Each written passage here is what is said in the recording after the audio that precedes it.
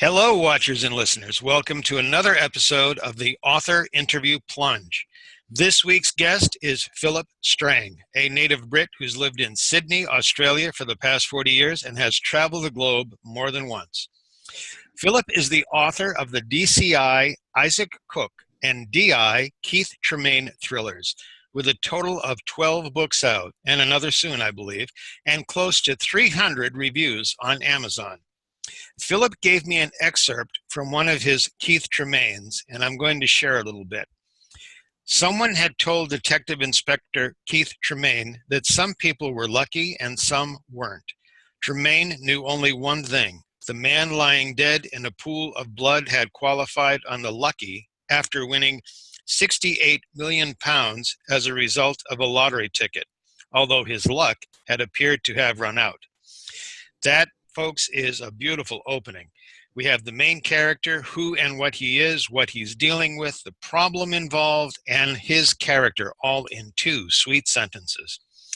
In addition to being a prolific author of thrillers, Phillip is also a marketing maven who runs daily ads on Facebook and uses Amazon AMS, something I definitely want to know more about.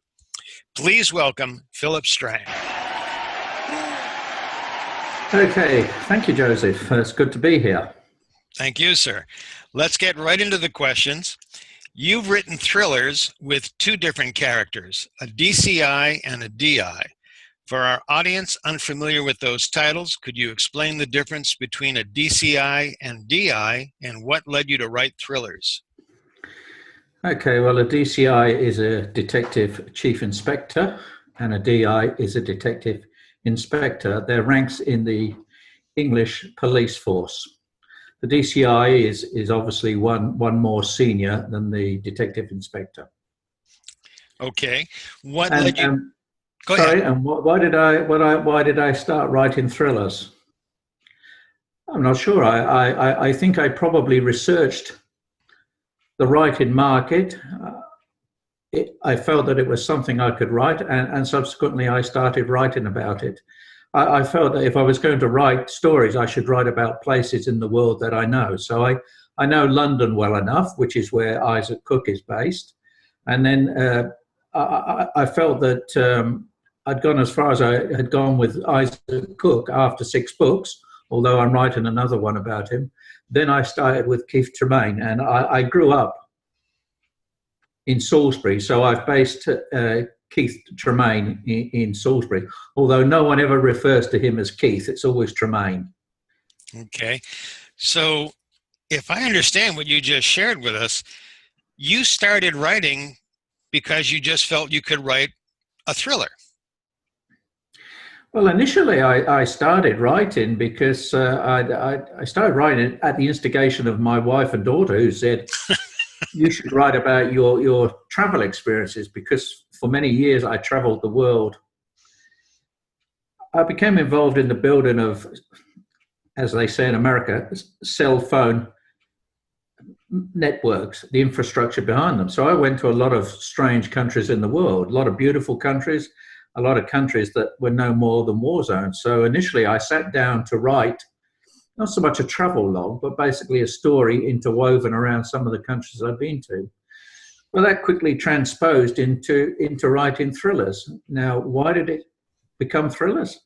I'm not totally sure why it became thrillers. It just seemed an area that instinctively I could write about. And I found out I could. Very good. Yeah, you do a very good job at it too. So you were writing about the places you've been, your experiences with different countries, being in war zones, being in beautiful countries. And all of these things kind of fed into your writing and writing thrillers. Are there challenges specific to writing thrillers? I'm not sure. I've not found any difficulty per se. I mean, certainly before I started writing thrillers, I made sure I had an intensive reading of all the appropriate books on the subject. Found out the good thriller novels from various authors, and read through those. That's the only way I got into it, and and then I just basically sat down and started writing. It sounds like you've taken a very scientific approach, a very logical approach. You researched everything. You researched what was out there. You decided, okay, the market can sustain this. Let's go for it. Yes, but I am logical by nature. Yes, I'm logical. I'm sure, and we'll actually get to that later on in the questions. Are there any challenges to writing in general for you? Not challenges per se. I mean, there's certainly hard work. It's hard work. Don't let anyone tell you the writing is a breeze. I sometimes think I'll sit down and basically I'll just pour out of me and I'll write a book. It doesn't work that way. You can only write for so many hours before the brain is exhausted. You're mentally exhausted after 3 or 4 or 5 hours. There's no way you can sit down for 15, 20, 25 hours and just keep write. The brain cannot do it. I can't do it. So I don't find any challenges other than hard work. And hard work, it can be its own reward. It's interesting what you said about sitting down and writing. I believe Dr. Jekyll and Mr. Hyde, Robert Louis Stevenson, I believe, is the author. Yes. The story is that he had that entire novel come to him in a dream, and he sat down and literally wrote it out over the course of a week. Didn't take any breaks, didn't sleep. So some people can do it. I can't, and I'm guessing you're saying that you can. You were saying that you did a lot of reading in the genre to see what other people were doing, how it was done. Who's your favorite author?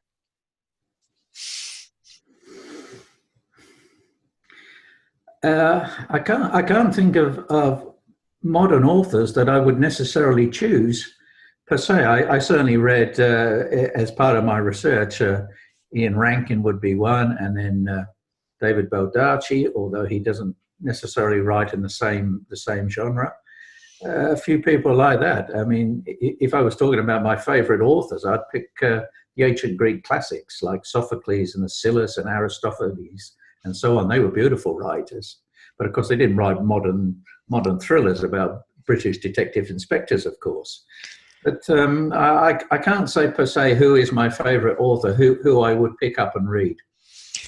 Do you feel your reading of the classics, which I congratulate you for, because I love the classics myself, do you feel that your reading of the classics strongly influences your writing or your writing style?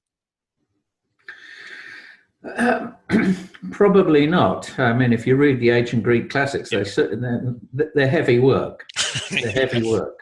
Mm-hmm. No, I don't think so. It's some years since I read them, but I mean, I still regard them as writing at their very best. Mm-hmm. I agree. You told me that you rise early. What is your authoring day like? What's your most productive time of the day? I think for the last 6 to 9 months, I get up every morning at 4 o'clock in the morning. I need early morning, and I need cool and calm, and I don't want any noise around me at all.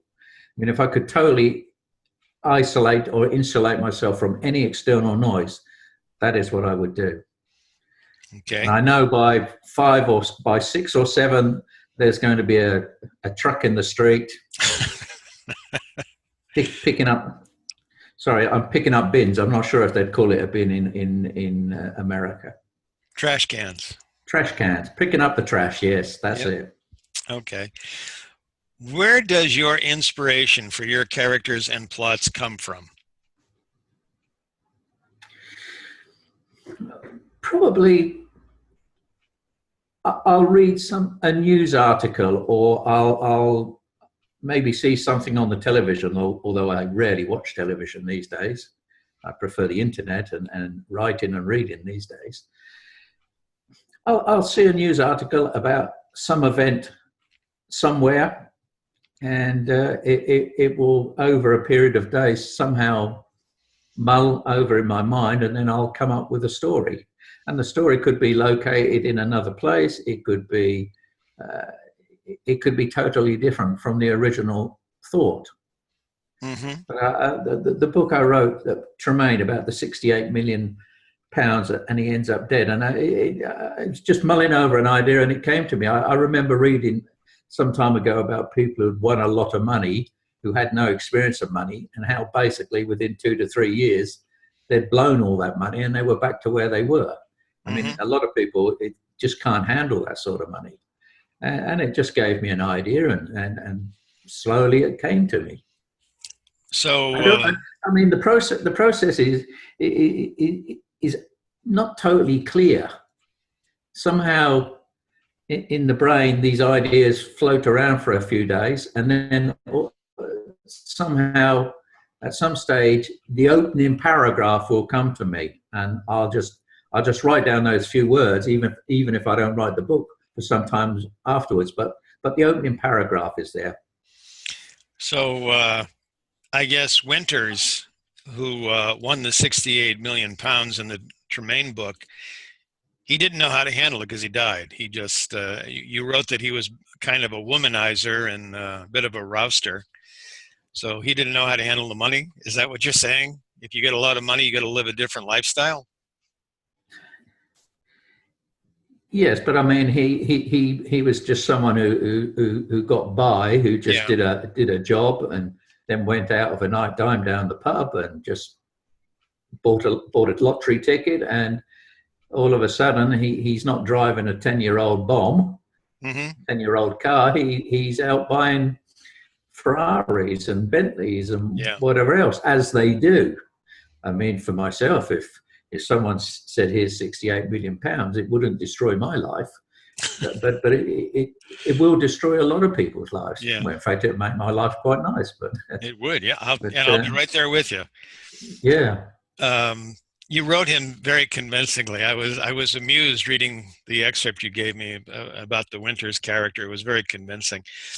mm, Um, so you get these inspirations from the things you've read or maybe things you've seen, and you say that these things, something may stay in your head for a while and work itself around, and maybe you'll come and write like an opening paragraph or an opening sentence.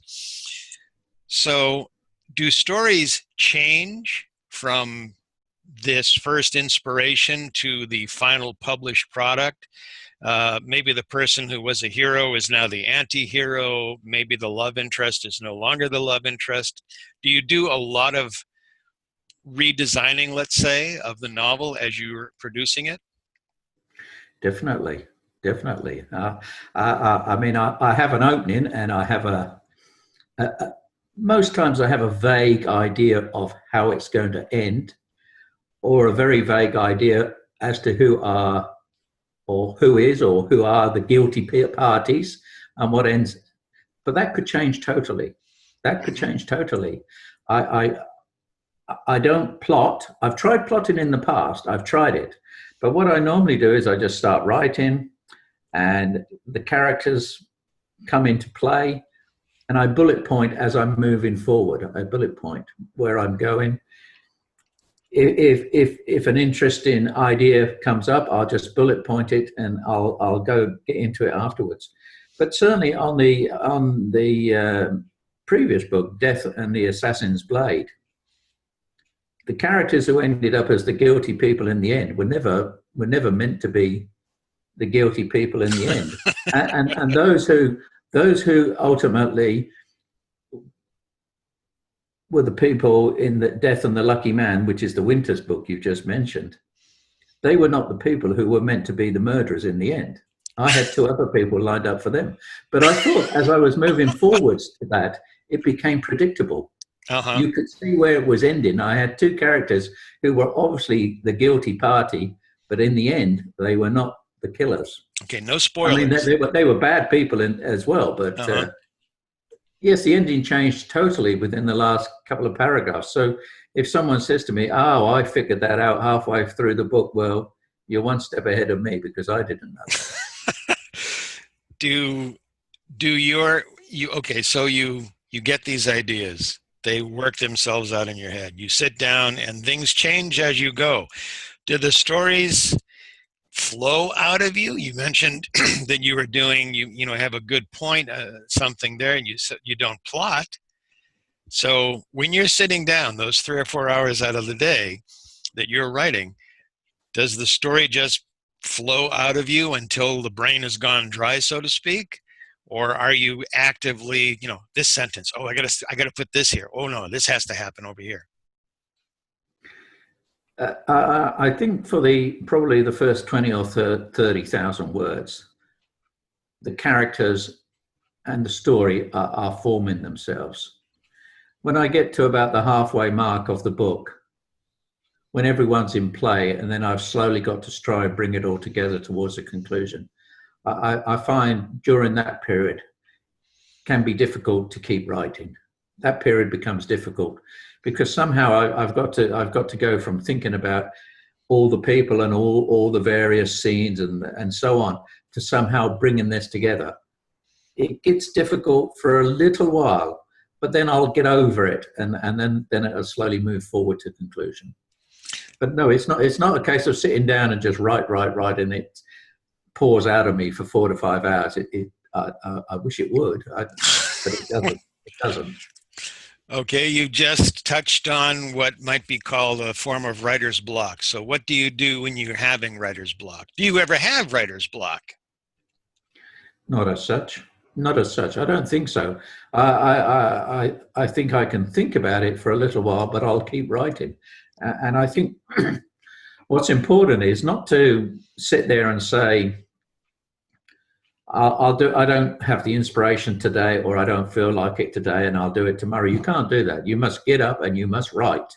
You must write every day. And if that means that you've written words that are not ideal, you've still written something. You've kept moving it forward.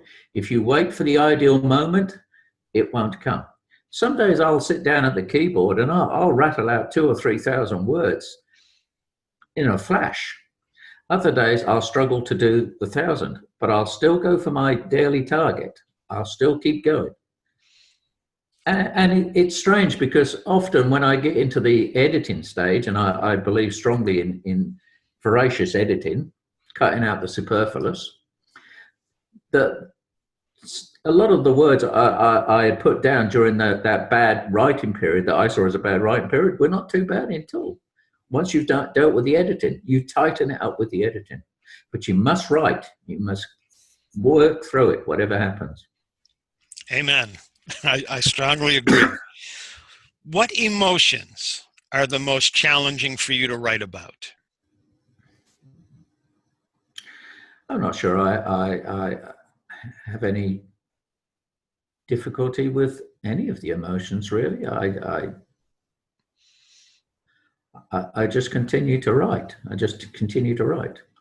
If you read my books, you'll not notice I ever use any bad language, and I don't have any great scenes of romance. It's just obliquely referred to, and I don't have any overt violence. I probably have difficulty writing about some of those subjects because they're not the sort of things that I would write about or talk about. But I certainly have no problem with any aspect of writing. But as I say, it's hard work. That's all there is to it. Very good.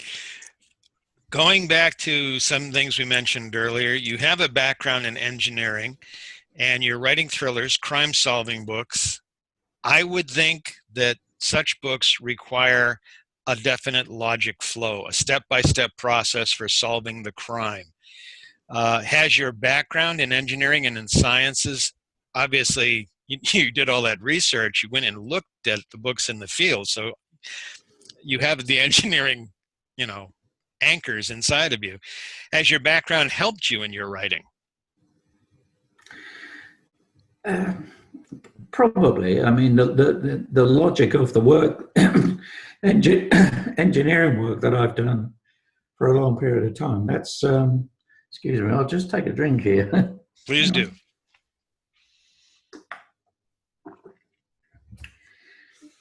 I think being an engineering background, yes, it certainly helps in the logical flow, yes. But of course, that writing is also an artistic venture as well. But yes, the logic has helped. And how did I mean, how did I get into understanding how to write crime thrillers? Well, reading a lot of the subjects, and I also bring in police procedurals and so on. Research, yet again. I mean, if you go on the internet, YouTube, you can find anything on the internet that you need to know. I also found a free online course through an English university on forensic science. So I did that, you know what I mean? They found a body in the woods and it was just a skeleton, and they had to go through all the various exercises to ascertain who it was, how they died, who they were. And I did that. It was free of charge. It was brilliant. Excellent. And I obviously don't go into nth detail on that, but I don't seem to get any criticism of my police procedurals or my police. Yeah. Very good. I believe you just released book 3, or you just released a book in the Tremaine series, and you've created a box set. Can you explain the marketing and sales logic of that? Well, a box set offers 2 advantages. Well, one, you can sell them for more money, but you can also sell them as a discount. So if you're selling your books at $2.99 or $3.99, you can put a box set of 3 together and sell it for $6.99, which is more or less about 40% saving. People will buy those. You can advertise those, and we'll talk about advertising a bit later probably, but people will find those box sets and they will buy those box sets.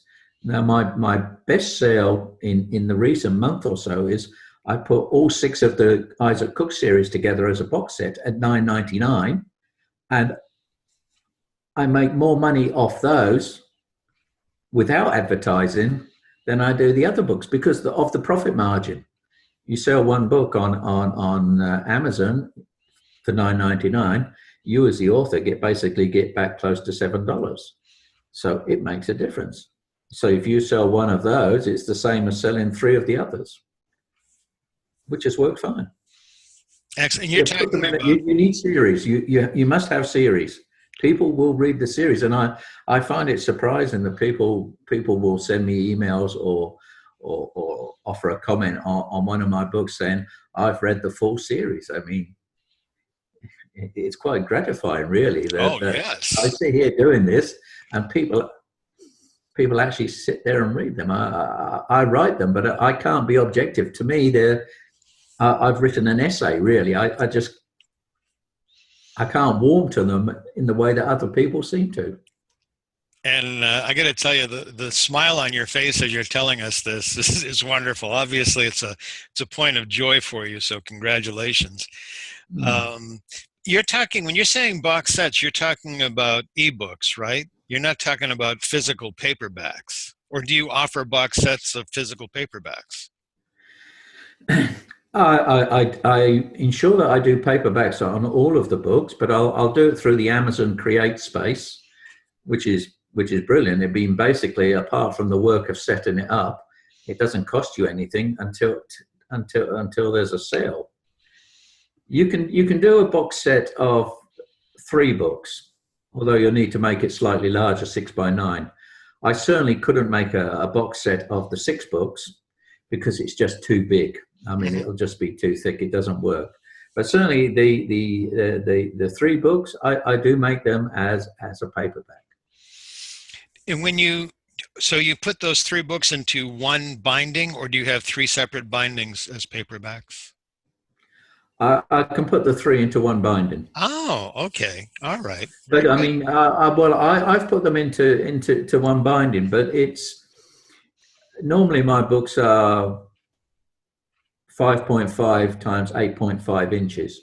Whereas if you're doing the box set, I'll make it 6 inches by 9 inches. It's still a fairly hefty book, but that's you can't really make the book any bigger than that. Mm-hmm. And I certainly couldn't get 6 books into one paperback. Yes, but it comes as one paperback. Right. And just to be clear, you're talking about a series, not sequels. To me, the difference is there in a series, for example, like your Isaac Cook, he's in a different story each time. It's not like you read the through book 1, and then to find out what happens, you need to read book 2, and then you have to read book 3. Each book can be read completely by itself, correct? Each book is standalone. Right. And the main characters in Isaac Cook, there's 4 main characters. But yes, the books are all standalone. I don't get into these cliffhangers, wait for the next installment type thing, which I've seen other criticism of. People will offer a comment on Amazon and say, well, I wish I'd read the earlier books to understand who Isaac Cook was, and so on and so on. I don't think the books really need that. They're standalone. Mm-hmm. There's no cliffhangers. Let's get into marketing. You use Facebook ads. Could you share your experience with those and any insights, things you've learned to make life easier for the other authors in our audience? I like the idea of advertising. I think it's a great idea. It's something I really want to do, and I don't have problems putting money into it. Facebook ads do work, but I haven't found the formula that makes them work in a great way. I've got a continuing advert at the present moment for my Isaac Cook 6-book box set, because the profit margin allows me to do that. And each day it's profitable. I can put Facebook ads behind my other books. I will make more money than the adverts cost.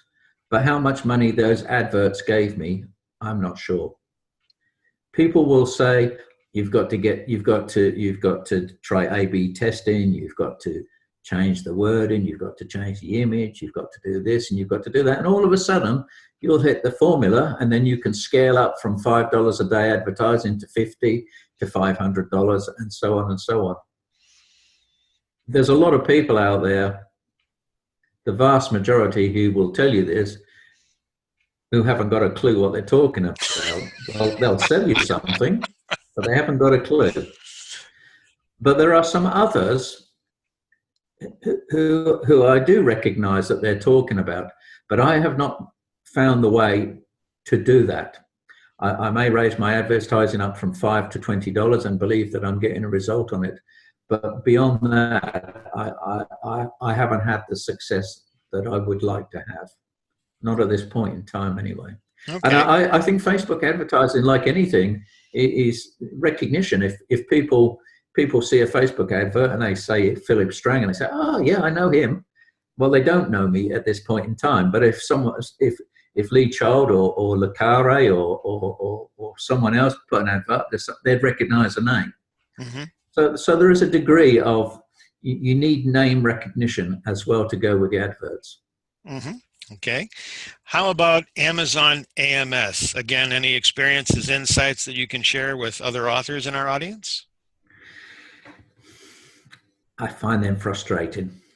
But, well, painfully slow to start with. And yet again, it's a combination of getting the keywords right, getting the image right, and so on. And if you get the keyword right and you end up getting a sale, you can leave it and then it'll be another month or two before it sells a book, or it might be another keyword that sells a book. The problem with Amazon AMS is analysis. You just don't have enough information to do analysis. Facebook gives you a lot of analysis, but Amazon AMS ads, if you set up an Amazon AMS ad, they will review it for 3 days and so on. So the most I think you're going to get out of Amazon will be maybe 2 or 3 or 4 or 5 sales. But if you think you're going to sell in the tens or the hundreds, they're not going to do that. Hmm. I found them frustrating, so much so that most times I just switch them off. Interesting. You were also telling me earlier that for reasons that you can't figure out at the present time, one day you'll sell tremendously well in Australia, but nothing in Great Britain. And then the next day you'll sell tremendously well in Great Britain and nothing in Australia. And the United States will be dead for a week, and then all of a sudden it blossoms for 2 days. That there's no understanding of that kind of thing at present. No, I don't understand it. I mean, one of my books will sell better one day, as you say. I mean, one day, one country will sell better. One day, a different book will sell better. Hmm. Why? I can't say. That's the vagaries of the market. I mean, Yeah, that's all I can see. understood. So basically, you need a lot of books out there to basically ride through it. If you think you're going to write the one book and make your fortune, that may happen, but it will happen rarely. Understood. That gets beautifully into the next question. You've told me that self-marketing basically comes down to a good mailing list, lots of titles, and as you've emphasized, hard work. There's no magic formula. What things have you done self-marketing wise that were failures that you can actually look at and say, my God, I will never do that again?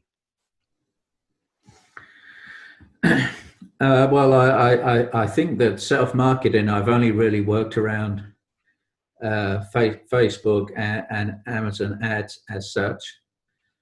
I've not been into writing blogs or so on. I tried that at one stage.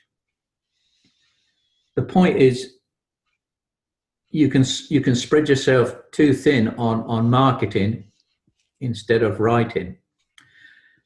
Twitter ads, I found no validity in. There's various book promotion sites that will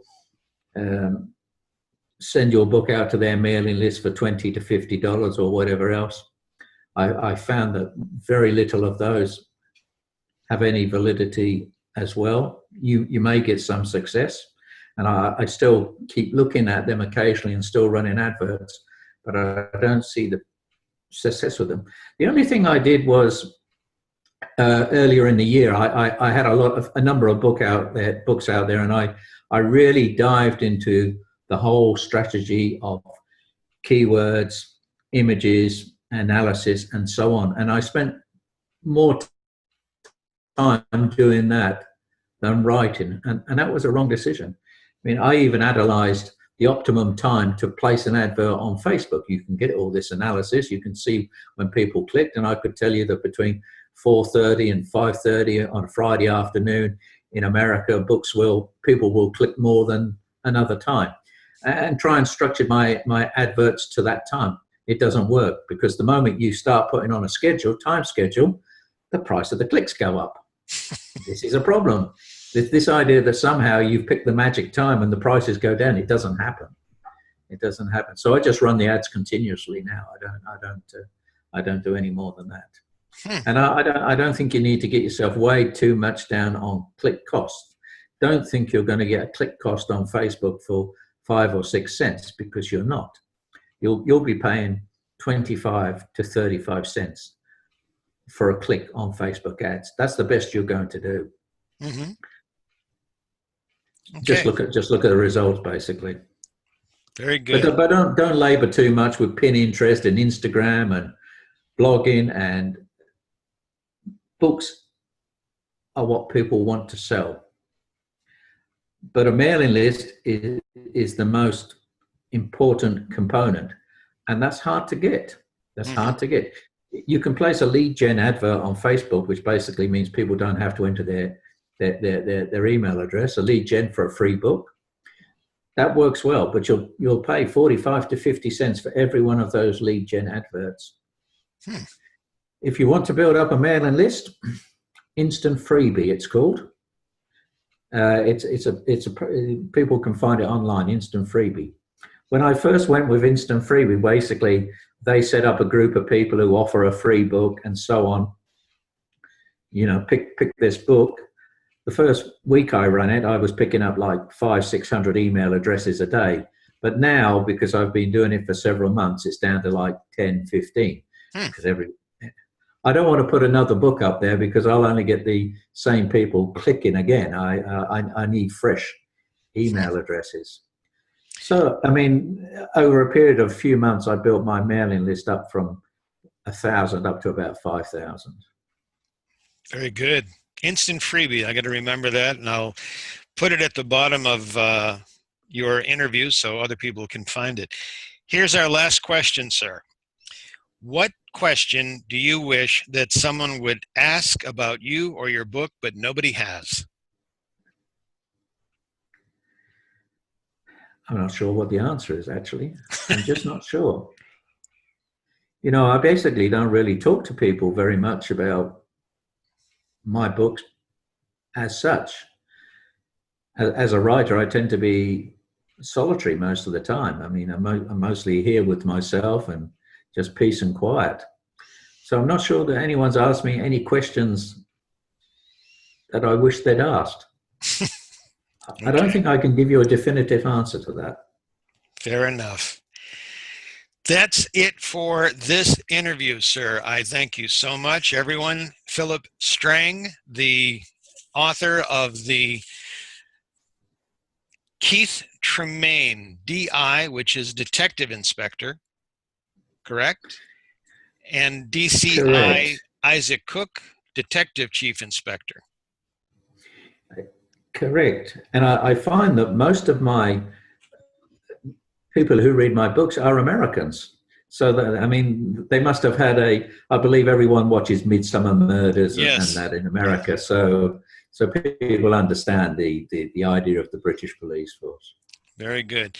Thank you so much, sir. I appreciate you getting up. I know you've gotten up early for us to talk today.